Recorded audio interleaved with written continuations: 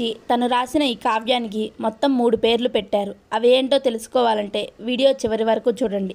వాటిల్లో మొదటిది రామాయణం. ఇది మనందరికీ తెలిసిన పేరే. రామ అంటే శ్రీరామచంద్రమూర్తి, ఆయనం అంటే ప్రయాణం అని అర్థం. రాముడి యొక్క ప్రయాణం అని అర్థం. ఇంకో పేరు సీతాయాశ్చరితం.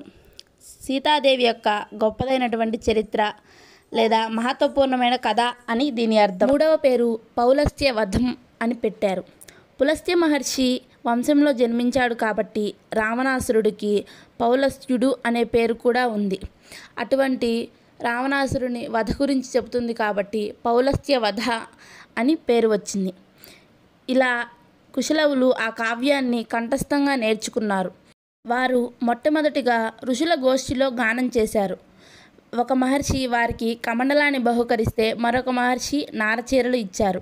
ఇలా ఋషుల వాటికలో గానం చేసే కుశలవులు అయోధ్య నగరానికి ఎలా చేరుకున్నారు, అక్కడ గానం చేసే అవకాశం ఎలా వచ్చిందనేది తర్వాత వీడియోలో తెలుసుకుందాం. జై శ్రీరామ్.